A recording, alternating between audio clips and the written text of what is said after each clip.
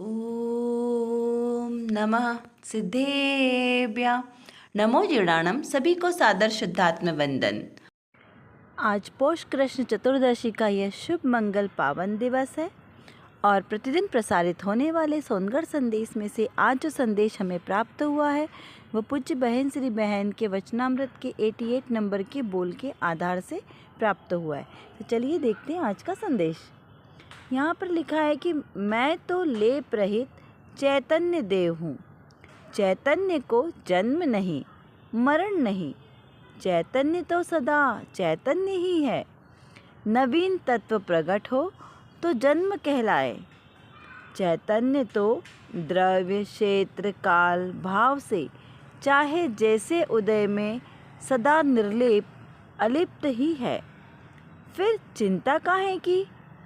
मूल तत्वों में तो कुछ प्रविष्ट हो ही नहीं सकता। इस प्रकार यह कितना मार्मिक संदेश हमें प्राप्त हुआ है।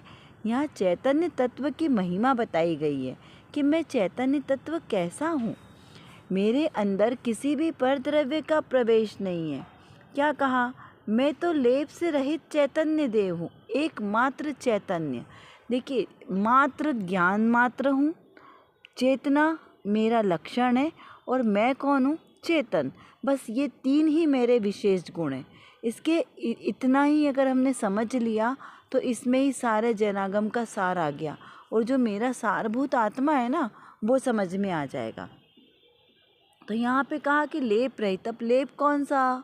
अभी जो हम लौकिक में जिसे बोलते हैं उपटन आदि लेप, इस तरह का लेप क्या नहीं। यहाँ बोल रहे हैं किसी भी कर्म का, मोह का, राग का, द्वेष का, कषाय का कोई लेप नहीं। लिम्पति यानी लिम्पति सो लेश्या, इस प्रकार लेश्या की परिभाषा आइए धवला जी ग्रंथ में। तो यहाँ इस लेप की बात चल रही है। ये भी ले सकते हैं क्योंकि आत्मा के ऊपर लेश्या बोलो, कषाय भाव बोलो, विभाव भाव बोलो, ये सब मोह राग द्वेष की मलिनता इनका लेप हुआ है ना। इसीलिए तो मेरा आत्मा कैसा है? मलिन हुआ। क्योंकि ये मलों का लेप हुआ उन पे, इसलिए मलिन। तो यहाँ पर आचार्य देव कहते हैं कि द्रव्य स्वभाव से मेरा आत्मा मात्र चैतन्य मात्र है। उसमें किसी भी प्रकार का लेप नहीं है, किसी भी प्रकार का मल नहीं है, विमल है, मल रहित है। तो इस प्रकार यहाँ चैतन्य देव की महिमा को बताइए। फिर कहा कि चैतन्य का जन्म ही नहीं और मरण नहीं। जिसका जन्म होता है वो शरीर का होता है, मरण होता है तो इस शरीर का होता है। आत्मा तो अजर अजर अमर है, अविनाशी है, उसका जन्म मरण नहीं होता। इसका मतलब कि आत्मा कैसा है? अलिप्त है। यहाँ पर यह बताना चाह रहे हैं कि आत्मा सबसे अलिप्त है। तो कैसा है वो वीतराग स्वभाव वाला है। इस प्रकार यहाँ पर अपने आत्म स्वरूप की महत्व को बताते हुए यह संदेश हमें प्राप्त हुआ है। चलिए अब देखते हैं आज की रत्न कणिका में कौन सा यहाँ पर विशेष प्रश्न है जिसका हमें समाधान आज मिलने वाला है।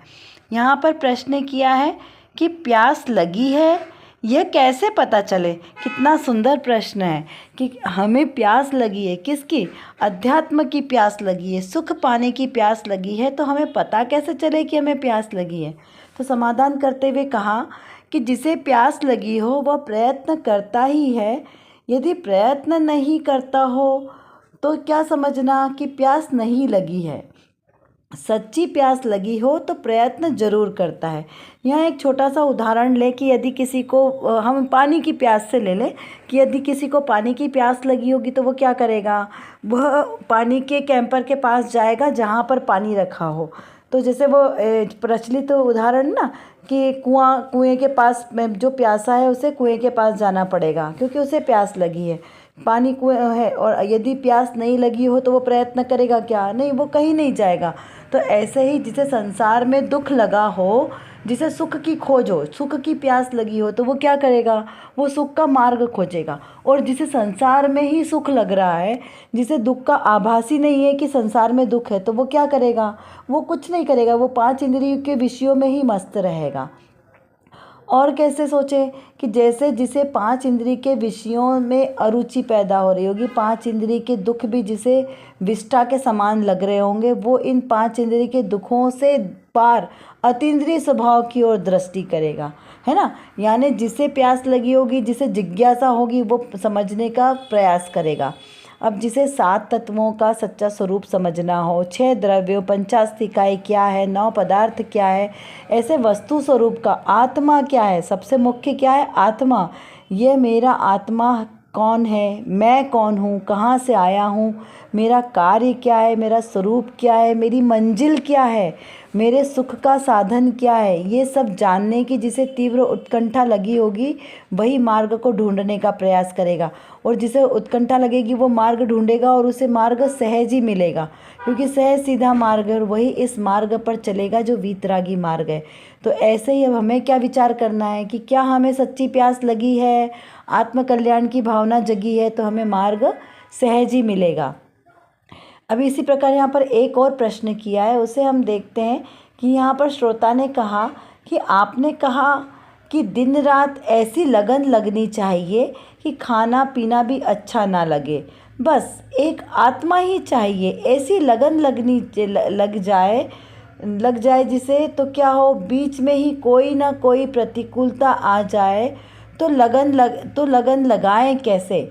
यहाँ पर क्या प्रश्न किया कि भाई आपने कहा कि ऐसी लगन लगनी चाहिए दिन रात की, मुझे सुख चाहिए, मुझे आत्मा चाहिए, लेकिन बीच बीच में क्या होता है बहुत सारी प्रतिकूलता आ जाए, तो फिर वहाँ पर हम कैसे लगन लगाएं, ऐसा प्रश्न किया है।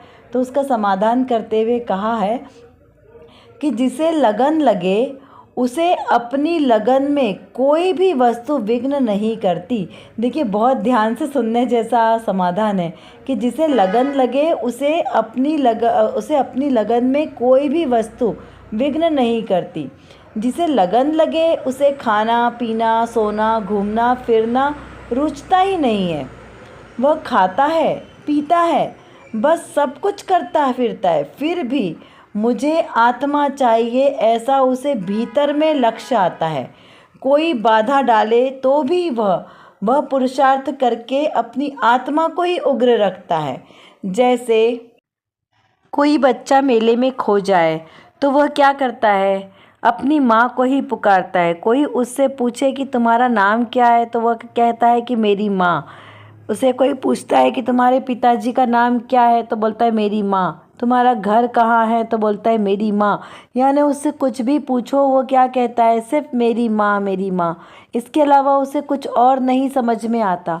वैसे ही जिसे आत्मा चाहिए हो, जिसे सुख चाहिए हो, उसे एकमात्र लगन अपने सुख की ही लगती है। तो वो मार्ग भी कौन सा ढूंढेगा, वही मार्ग ढूंढेगा जहाँ उसे सुख की प्राप्ति होगी। अरे अगर दूसरा अपोजिट मार्ग ढूंढेगा जहाँ पे सुख नहीं है तो उसे वहाँ पर सुख कैसे मिलेगा। 5 इंद्रिय के विषय भोगों में सुख नहीं है और अगर हम वहाँ पर सुख ढूंढेंगे तो नहीं मिलेगा ना। तो जिसे लगन लगी होगी वह क्या है, मार्ग अपना ढूंढेगा। अब जिसे लगन ही नहीं लगी है उसे मार्ग कैसे मिलेगा, क्योंकि वो उस तरीके का पुरुषार्थ ही नहीं करेगा। आज के संदेश में भी यही बात आई है ना कि जिसे सच्ची लगन लगी हो, सच्ची प्यास लगी हो, वह मार्ग को ढूंढता ही ढूंढता है, उसे मार्ग मिले बिना रहता नहीं है। देखिए अगर हमने कोई कार्य सही दिशा में कार्य किया तो हमारा कार्य भी सार्थक होगा, और यदि हमारी दिशा गलत होगी तो हमारा कार्य भी कभी सार्थक नहीं होगा। तो आपको जो आपको चीज़ चाहिए, जो आपने अपने जीवन में उद्देश्य बनाया है, उस उद्देश्य को पहले तो समझो कि हमारा उद्देश्य क्या है, हमें चाहिए क्या, फिर उस रूप हमारी क्रिया करें। तो जिस रूप हमारी क्रिया करेंगे तो ही वो फलीभूत होगी। हम इस संसार में सुख की खोज कर रहे हैं, तो क्या इस संसार में सुख है? यदि इस संसार में सुख है तो कहाँ है? और यदि इस संसार में सुख नहीं है तो फिर सुख, सही वाला सुख है कहाँ? सच्चा सुख कहाँ पर है? इसका विचार और चिंतन करना है। जिसे प्यास लगी हो वो क्या करता है? इसे सिद्धांत पर विचार कीजिए कि जिसे प्यास लगी हो यानी लगन लगी हो वो जीव क्या करता है, किसकी लगन लगी हो, अपनी आत्मा को प्राप्त करने की, सुख को प्राप्त करने की, तो वो जीव क्या करता है? खाना पीना घूमना, इसमें सुख हमने मान के रखा है। तो क्या यहाँ पर सुख है? यहाँ पर भी सुख नहीं है, तो फिर सुख कहाँ है? हमें अब इस भाव में ये पूरी दृढ़ता के साथ विचार करना आवश्यक है कि आखिर में जिस चीज़ की तलाश हम कर रहे हैं वो चीज़ है कहाँ, वो हमें प्राप्त हो भी रही है या नहीं। चलिए, आज की कक्षा का समय हमारा पूर्ण होने को आया है। आशा करती हूँ आपको यह सब अच्छी तरीके से समझ में आ गया होगा। यदि कुछ नहीं समझ में आया हो तो आप ज़रूर हमसे कमेंट बॉक्स में लिखकर पूछ सकते हैं। और जो विषय आज हमारे सामने हुआ, इसको बारंबार चिंतन करते रहें, जिससे हमारी दृढ़ता मजबूत हो। और इसी प्रकार सम्यक श्रद्धा के साथ जो भी हम क्रिया करेंगे वही हमारे लिए कार्यकारी होगी। अतः सम्यक दर्शन, सम्यक ज्ञान और सम्यक चारित्र के साथ हम भी अपने ऐसे रत्नत्रय को प्रकट करें, सच्चा श्रद्धान करें। इसी पवित्र शुभ भावनाओं के साथ आप सभी को सादर जय जिनेंद्र।